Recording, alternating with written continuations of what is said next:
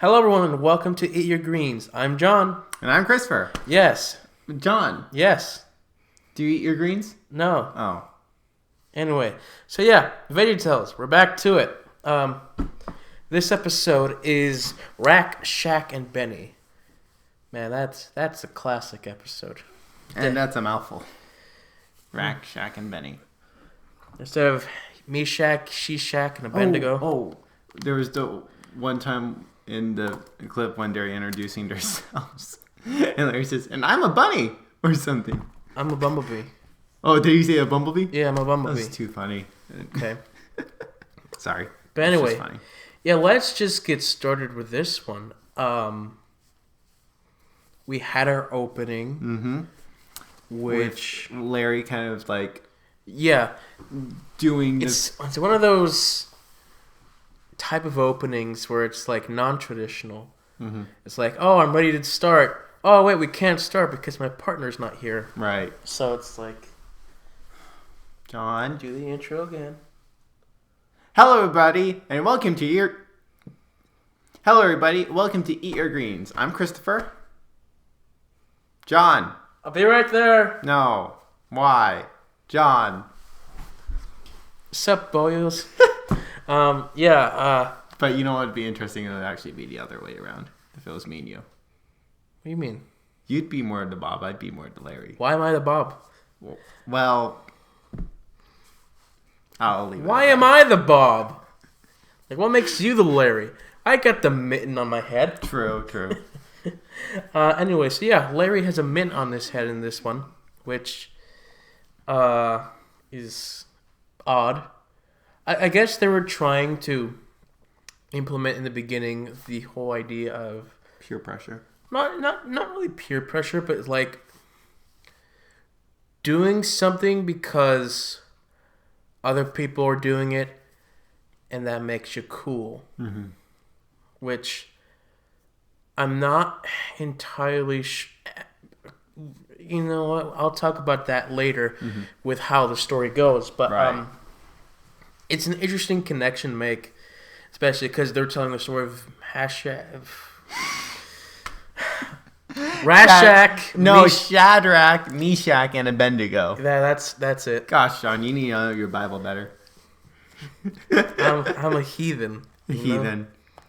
I don't think I ever knew the names properly. Maybe at one point. John, what's the name of our Lord and Savior? Jehovah. With an I. Okay. No. Yes. So yeah, they give an example is from the letter. It says like, oh, I go to a friend's house and he watches a TV show that my parents don't want to. It's like, but I don't watch it. I'm not cool. Mm-hmm. I don't know what kind of TV shows we're talking about here, but maybe Powerpuff Girls. No, that wouldn't be it. I guess in modern day, Game of Thrones. Well, but not for this audience, though. For the kids? Yeah. I don't know. But Game of Thrones... Youth culture today is very interesting. What other shows would there be? Oh my gosh. Adventure Time? I've never heard of that. Well, it's a fine show. It's a fine show. Till the end. On the top of my head, I can't think of a bad kid show today.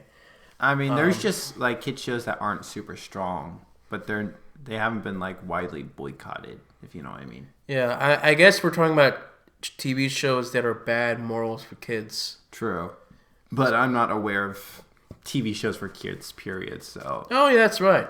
Yeah, I think that's what it is. Yeah, you don't watch anything, so. Well, true. Besides this. True. I'll come up with an idea later. But anyway, let's move on. So in order to help this letter guy with his problem of... Wait. What was his name again? I don't know. It was something... It started with a D, didn't it? No. No? Daniel? No, it wasn't. It was something fun. Well, it's not fun anymore because we're harping on it right now. So anyway, we're introduced to our story here with Rat Shack, Meshach, and Abednego. Did I get that right? Rat Shack. That's what you said. What is it? Shadrach. Okay. Rat chat. Anyway, so we start out with a song. I don't want to sing it because of copyright. No, but it's like it's a song that goes and explains this chocolate factory.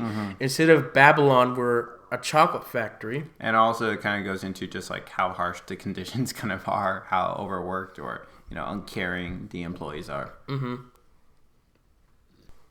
And so then we hear the news that the chocolate factory sold their 2 millionth bunny. Yeah, which is strange. And so because of that, they offer their workers to eat as much chocolate as they want. We also noticed that on the machine we saw the broken pieces of bunnies. No, not just the broken pieces of bunny, but the animation of the bunnies would just disappear. Oh yeah, there were some animation gaffles throughout. But, it happens. It's primitive. It's 90s. It exists. It exists, but you pointed it out to me. It's like it was so interesting. Those bunnies are disappearing. Yeah. It's like, oh yeah, they are. That's funny. So yeah, the people are eating all the chocolates, these vegetables, I should say. And so we have our main characters who start to eat the chocolates, but then Junior reminds them, maybe we shouldn't. We should follow our parents' example. Because parents said, don't eat a lot of chocolate like that. I'm not sure if they ever said that. But they probably It's implied. It's implied. It's implied. And when they were doing that idea, I was reminded of the actual story of Shadrach, Meshach, and Abednego. Good job. Thank you. Good job. Thank you. My memory's a bit fuzzy on the actual story. But gosh, John. Do you know the story? I mean, they didn't work at a chocolate factory. Okay. But it was the idea... I mean, there wasn't necessarily this lead up in the original story, though. There was somewhat of a lead up. Wait. Oh, now I know what you mean. The first chapter when it's with Daniel. I mean, that's a good point. They're taken by slaves. They're taken as slaves. And so when they're feeding... Yeah, they said, we're not going to eat this. Give us veggies instead. Yes, give us our kosher foods. You're right. Because it's part of our tradition of God. Yeah. And so that's where I connected to... Was it kosher food or just the fact that the food was sacrificed to idols? I thought that's what it was. I mean, it would... I thought it was because... In our modern day, we call it kosher, but for them, it's like food that's under God's strict orders. Okay. Which also makes them strong. So vegetables, for instance, help them make them strong. Which they were, I believe, the strongest workers because of their faith in God. And so that was a connection that I made with them, saying... Okay, that's a really good point. We shouldn't be eating all this chocolate because of our tradition based upon what our parents taught us. That's a subtle way of doing that story, even though it's not exactly 100% accurate. Well, I mean, even now that you mention it, I'm actually surprised and somewhat glad that they even did that. So I think that's super cool. So yeah, I'm glad that there is some resemblance, even though this could just be by accident. No, I don't think it would have been by accident. Right, but still, it was an interesting point to make. Yeah. And then there's this whole debate of how Bob sits or stands, which... They had to show off their animation there. Look, this is sitting and this is standing. Doesn't look any different too much. So yeah, that then leads to the reveal of Nebuchadnezzar saying, hey, I'm going to build this bunny statue. And we're going to have to sing to it, and bow and pray to it. And we have the classic bunny song, the bunny. The bunny. Oh, I love the bunny. And in that song, I just... There's a couple lyrics that was talking about eating beans and eating pickles, which is... I just heard that and thought, that doesn't sound right. Because you thought Mr. Nezzer was a pickle. I thought Mr. Nezzer was a pickle, to be honest, because he looks like a pickle. Like, he has the warts of a pickle. Mm-hmm. But I guess, he has that stem on top of a zucchini. Sure. So. But then, beans... Wait, have we ever had beans on the show? I think we do later, but I know we have, an episode of Lord of the Beans. True, but there weren't actual beans. Like, as characters, there were beans. Like beans that they held. Just actual beans. So, really weird stuff. This whole idea of, like, what they eat and don't eat is too confusing. Mm-hmm. And then we get to the actual ceremony of them doing the bowing. And that's where the pressure comes back. It's like, okay, everyone else is doing this. That means that we should. Which isn't exactly how it was back then. Like, back then, it was a more serious thing. It's like, oh, you should do this or you're going to die type of situation. I made, when I saw this episode, their visuals, like, when they're in the square, I just noticed that it looks a lot like a Nazi regime. Which is, go sure about that. That's funny. I'm gonna be very loose about this. Okay. Because you have your red banners all organized with the bunny black symbol, but then you have your Nebuchadnezzar like on that stand that's like similar to Adolf when he was giving his speeches, and then you have your people who actually came and arrested Rat, Shack, and Benny. The mustaches. Well, not the mustaches, but their the hats. Their hats is just in uniform. They wear. It's like, they're like Gestapo agents. What makes it worse is that they're taking them to the furnace. And in Old Testament times, these characters are the Jewish people. So that's what I wonder if that was intentional or not. That's kind of heavy for a kid's show. Well, but the kids wouldn't know. No.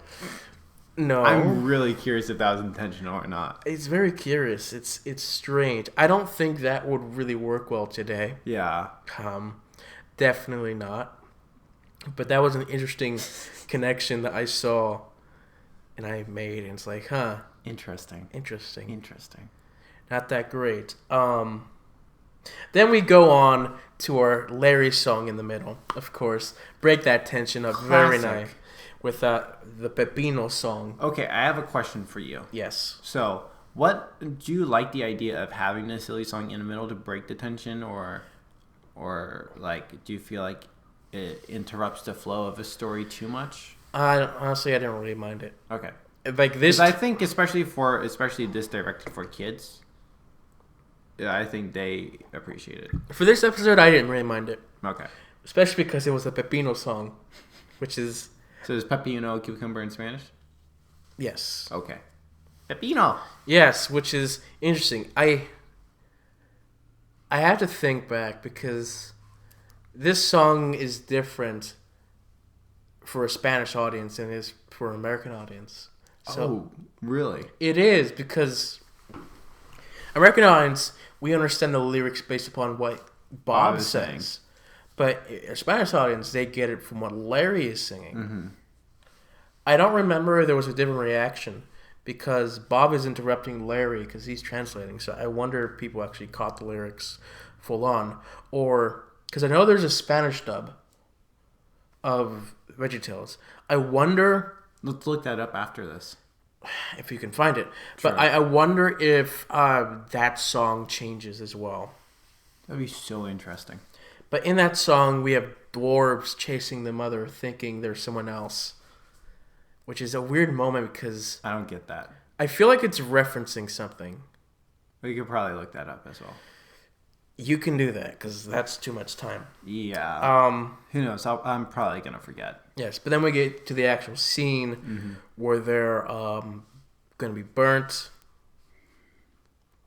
Some of the animation was a little confusing, like how they were about to be thrown into the furnace. And so then they got into a chase scene. Which is the slowest chasing I've seen. I don't think I actually cared for that chase scene as a kid. And I don't really care for it now because it's an added scene to the story of these characters, which, let's be honest, like, the story's been changed so much with Chocolate Factory, A Chocolate Bunny, it's a song. But this scene of a friend trying to help him out. I get the friend trying to help him out part, but it's just... I don't think it works that well. It's a little unnecessary. Because my first thought is filler. I think it probably does play more of filler. It's filler, like, oh, we gotta add more time to this. I guess what I really wonder is, like, what were they thinking back then? Because if they look at it today, it definitely looks more like filler. But I wonder if they felt like it served a better purpose. I think the only good thing that I can see out of it is the fact that they showed Laura as a friend. Even if she didn't agree with them, she still stood up for the people she loved. That's the only good thing. But it's like when you're doing a story like this, I don't think having that escape is necessary, because them actually going into the fire is really important, because they went in there somewhat willingly. Yeah, willingly. And like in this story, they don't. It's by accident. Even though they remind themselves, like, I sure hope God is with us. Where in the story in the Bible, like their faith is what kept them together. It's like they knew that they could die, but they would be with God. Yeah, I guess there was a little more fear portrayed in this version. That's actually a very interesting point. Which I'm not sure how I feel about that, but it's fine. But then, of course, I think they did a good job at just showing the light aspect of the fourth character being part of there, because they don't actually show it because you don't want to see Jesus as a vegetable, right? But I think they did a good job just showing the heavenly light and then explaining it's like, there's a fourth person there, plus they're not burning, which is it's fine. I just feel like they just went through it, and now again, I don't know what else they could have added except more filler, but it just seemed to like just go by so quickly. As soon as especially all of a sudden, Mr. Nazar's like, oh my gosh, they should come out for logic. I guess honestly, even saying the Bible story, like he just decided, they should come out if they can, and they do come out, and then honestly, you think about it, it's actually very similar to what the Bible was like. It's not like he was like.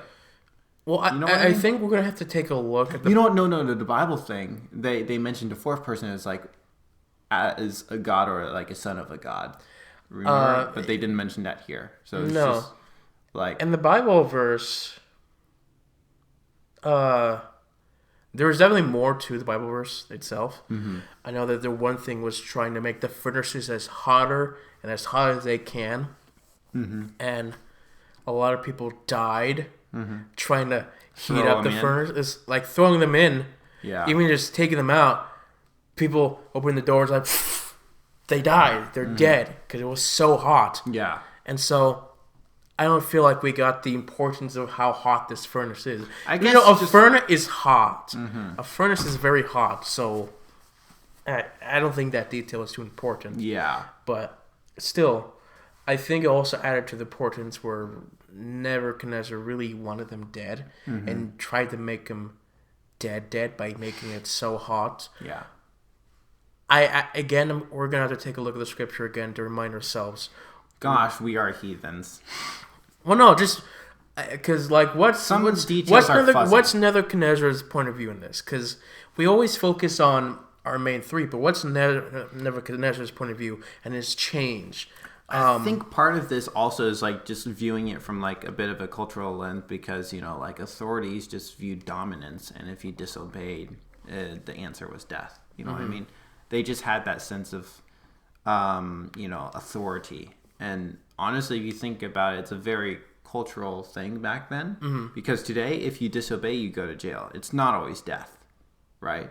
Death is usually if you do murder someone else, right? Am I correct in that? For the most part, yeah. For the most part. So, death is not always the option for everything. You know what I mean? But this was so important to Nebuchadnezzar, or even Mr. Nazar here, that, it was so serious that it's like, okay, you don't follow me, you die.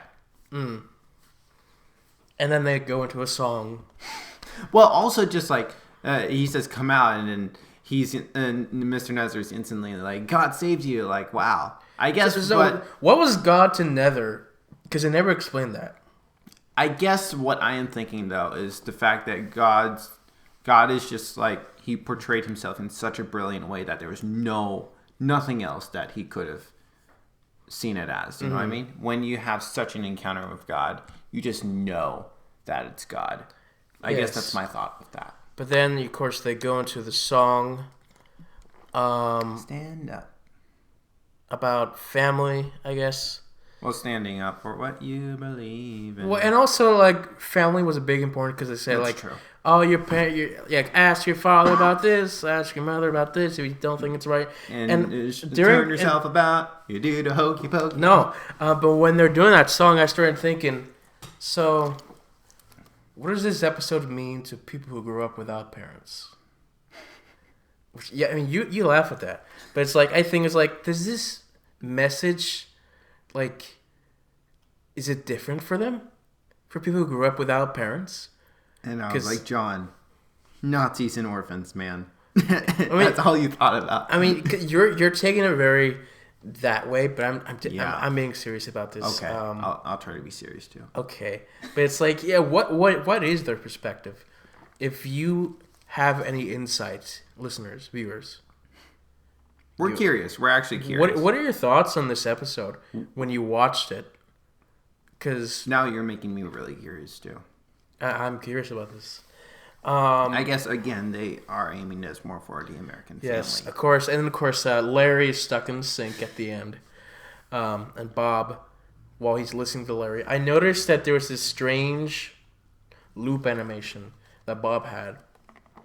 Oh, did you? I didn't. Yes. Well, Larry's talking in his sink, and all we're looking at is Bob, and it's like we can't just have Bob just looking all the time. And so what they'll do is like, and have him turn to the audience, but like he doesn't turn completely. He goes and quickly. I saw that once. Like I saw that at least 5-10 times. I was checking some Twitter notifications. You. I'm sorry. The Grammy nominations. Well, I learned that doing something that you know isn't such a good idea, just to be cool, isn't very cool. I put an oven mitt on my head just because Veggie Beat magazine said it would make me cool, even though I couldn't see anything. It didn't make me cool. It made me bump into a toaster, and then fall into the sink. And now I can't get out of here. I'm gonna be stuck here forever, and people are gonna set plates on my head, and I'm never gonna get to go to the circus or run through the fresh-cut grass or feel the ocean breathe in my hair as I pilot my nibble schooner Felix off the coast of our family home in Kennebunkport. Oh, Auntie Em, there's no place like home. There's no place like home. So yeah, like I saw that animation thing. I was like, huh. It doesn't really look like it's done naturally because it just looks like it's on a loop. Yeah. Because it's like the exact same. Which I wouldn't be surprised if it was a loop because probably at this point of the episode, they were trying. It's possible they were probably just trying to get it out. Okay.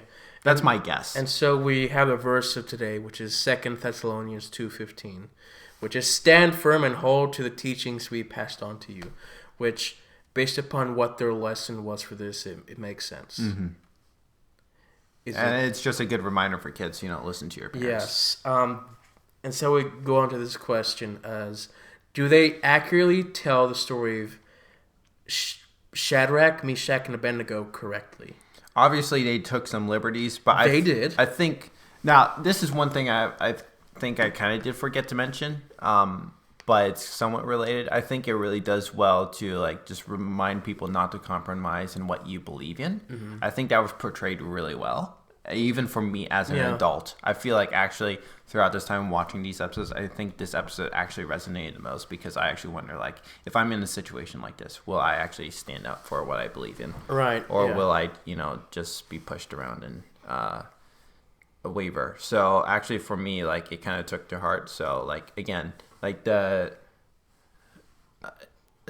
did talk about there was a added chasing and a little sense of fear that the three did have, but in general, the fact that they didn't sing initially, the fact that they were saved, and the fact that the king was able to tell about the presence of God. I mean, I think those were pretty on point. Mm-hmm.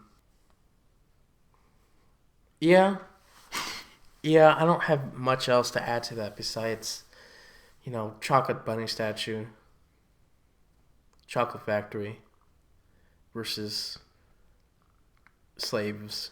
Yeah.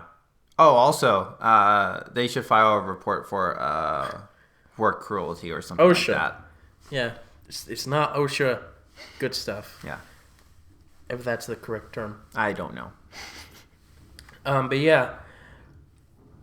Do you think this story holds up for today? Yes, because this is something that everyone is going to struggle with. Mm-hmm. Will you stand up for what you believe in? Yeah. And so I think this is like the most applicable of like, so far, of number 4, the 4 that we watched, the most. It's amazing, actually. So. Well, that's nice. And then, of course, I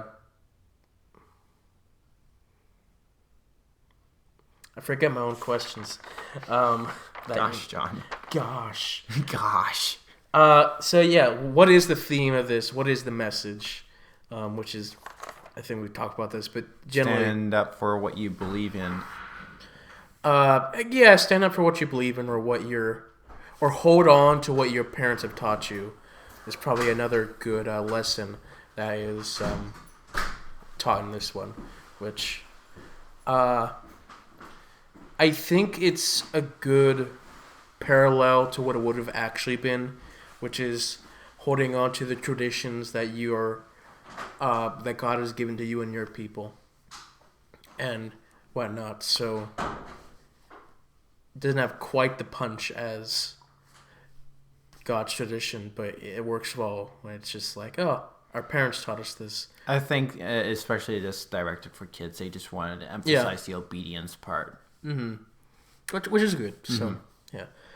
Is there anything else you want to add to this, sir? No. Okay. So, yeah. Thank you guys for watching. We'll see you all next time. See ya. Bye.